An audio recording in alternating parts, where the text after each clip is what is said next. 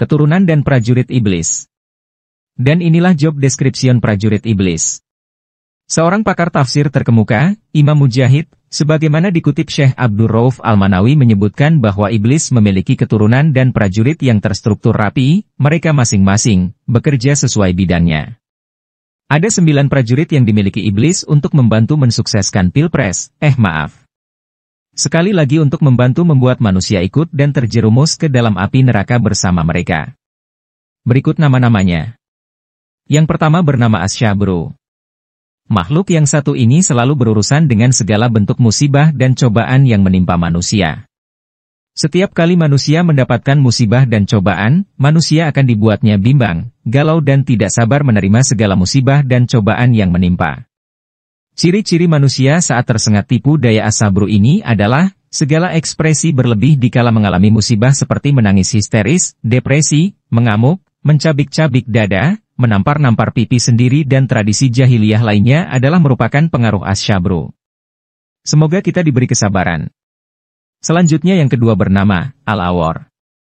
Anak keturunan iblis yang satu ini bertugas di bidang tindak asusila. Cucu iblis inilah yang mengajak manusia melakukan hubungan seks bebas dengan lawan jenis. Al-Awar mampu memberikan tegangan tinggi di bagian kemaluan pria dan wanita untuk menambah keinginan melakukan hubungan terlarang, sehingga manusia terjerumus kepada dosa besar yang bernama zina. Selanjutnya anak keturunan iblis yang ketiga adalah Matun atau Masud. Inilah mungkin cucu iblis yang paling berhasil di bidangnya. Cucu iblis yang satu ini bekerja di bagian pemberitaan. Ia berperan meracuni sebuah berita dengan penuh kedustaan. Maraknya penyebaran isu-isu yang tidak jelas dasar kebenarannya merupakan andil besar dari cucu iblis yang satu ini. Selanjutnya anak cucu iblis yang keempat adalah Al-Dasim. Dasim berperan menghancurkan keharmonisan rumah tangga pasangan suami istri. Apalagi jika sang suami ketika memasuki rumah tidak mengucapkan salam terlebih dahulu, maka akan sangat cepat mempengaruhi dalam menghidupkan suasana panas hati sehingga memperkeruh suasana rumah sehingga menimbulkan pertengkaran atau tidak dalam kondisi berzikir. Anak cucu iblis selanjutnya yang kelima adalah Zalanbur. Zalanbur ini ditugaskan untuk menjerumuskan manusia di pasar-pasar. Cucu iblis satu ini yang membuat para pebisnis, pedagang di pasar rentan melakukan tindak penipuan dan kecurangan dalam bertransaksi baik dalam mengurangi timbangan atau janji-janji palsu pedagang terhadap konsumen merupakan tipu daya dari Al-Zalanbur. Anak cucu iblis berikutnya yang keenam adalah Walhan. Keturunan iblis satu ini bertugas mengganggu urusan bersuci manusia. Setiap manusia dibuatnya selalu ragu-ragu dan was-was saat berwudu, mandi atau aktivitas toharoh lainnya. Walhan mempengaruhi manusia untuk menggunakan air secara berlebihan sehingga air banyak yang terbuang. Keturunan iblis berikutnya, yang ketujuh adalah Al-Hanzab.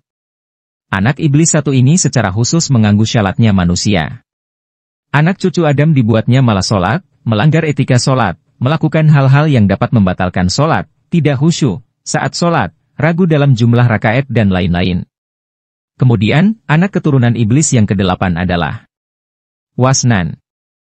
Wasnan ini ditugaskan oleh iblis untuk membuat manusia senang tidur, membuat kepala menjadi berat karena ngantuk dan mata lengket, untuk melaksanakan sholat, dan membangkitkan untuk melakukan kemaksiatan serta keburukan.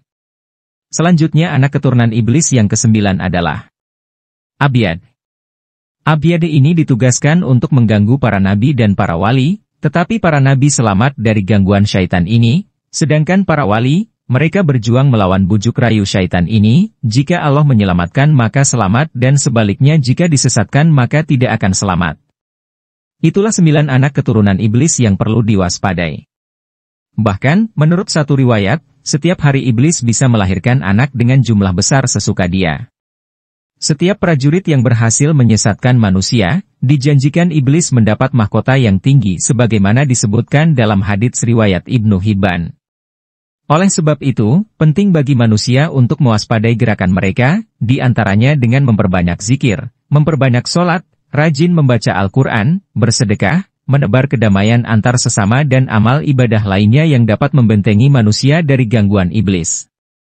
Iblis dan para prajuritnya sadar benar bahwa vonis kutukan Tuhan takkan pernah dicabut kembali, sehingga mereka bergerilya bahu-membahu dari generasi ke generasi dengan satu misi untuk menjerumuskan manusia yang mereka anggap sebagai anak emas Tuhan.